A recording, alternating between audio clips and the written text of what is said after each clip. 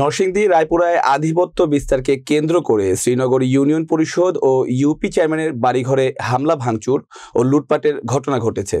এ সময় প্রতিপক্ষের গুলিতে শান্তা ইসলাম নামে এক গৃহবধূ নিহত হয়। গুলিবিদ্ধ হয়ে আহত হয় আরও বেশ কয়েকজন। নিহত শান্তা ইসলাম একই এলাকার শাকিল খানের স্ত্রী। রায়পুরা উপজেলা প্রতিনিধি খন্দকার শাহ নিয়াজের প্রতিবেদনে বিস্তারিত। শুক্রবার জুমার নামাজ চলাকালীন সময়ে উপজেলার শ্রীনগর ইউনিয়নের শ্রীনগর গ্রামে এ ঘটনা ঘটে। নিহত স্বজনরা জানান, আধিপত্য বিস্তারকে কেন্দ্র করে শুক্রবার দুপুরে জুমার নামাজ চলাকালে প্রতিপক্ষ সোহেল ও তার লোকজন অস্ত্রশস্ত্র নিয়ে ইউপি ভবন ও ইউপি চেয়ারম্যান রিয়াজ মোর্শেদ খান রাসেলের বাড়িতে হামলা চালায়।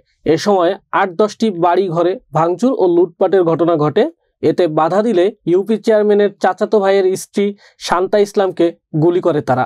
আশঙ্কাজনক অবস্থায় শান্তা ইসলামকে উপজেলার স্বাস্থ্য কমপ্লেক্সে নিয়ে আসলে কর্তব্যরত চিকিৎসক মেডিকেল অফিসার ইসমাইল হোসেন রাজীব তাকে মৃত ঘোষণা করেন। ঘটনাকালে আরও ৫-৭ জন গুলিবিদ্ধ হয়ে আহত হয়েছে বলে জানান স্বজনরা। রায়পুর স্বাস্থ্য কমপ্লেক্সের মেডিকেল অফিসার ডাক্তার ইসমাইল হোসেন রাজীব বলেন, দুপুর ২:৩০টার দিকে মৃত অবস্থায় শান্তাকে নিয়ে আসেন তার স্বজনরা। সে গুলিবিদ্ধ হয়ে মারা গেছে। ময়নাতদন্তের জন্য নরসিংদী নিয়ে যাওয়ার পরামর্শ দিয়েছি। শ্রীনগর ইউপি চেয়ারম্যান রিয়াজ মোর্শেদ খান রাসেল জানান, সোহেল একাধিক মামলার আসামি, এলাকায় মাদক ব্যবসার সাথে জড়িত। এসব ঘটনার প্রতিবাদকে কেন্দ্র করে তার সাথে দ্বন্দ্ব চলে আসছিল। এরই জেরে সে জুমার নামাজ চলাকালে ফাঁকা বাড়ি পেয়ে তারা ব্যাপক ভাঙচুর ও লুটপাটের ঘটনা ঘটায়। এ সময় তাদের গুলিতে আমার চাচাতো ভাইয়ের স্ত্রী শান্তা ইসলাম মারা যায়।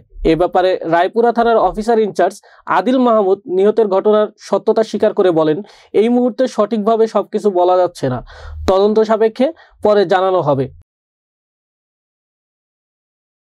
আমি শাকিল খান। এই রোগীটাকে আসলে নিয়ে আসছি তখন আমরা আসলে ব্রড ডেড পাইছি। ওনার একটা গানশট ইনজুরি ছিল, যেটা হচ্ছে আপনার পিঠের দিকে, আপনার স্ক্যাপুলার জাস্ট অ্যাঙ্গেল যেটা, এটা নিচ দিয়ে ঢুকছে আর কি গুলিটা, বাট কোনো এক্সিট পয়েন্ট নাই। প্রবাবলি ডিউ টু ইন্টারনাল হেমোরেজের কারণে মারা গিয়েছে এরকমই সম্ভবত। তবে ময়নাতদন্ত করলে বা পোস্টমর্টম করলে জিনিসটা আরো ক্লিয়ার বোঝা যাবে।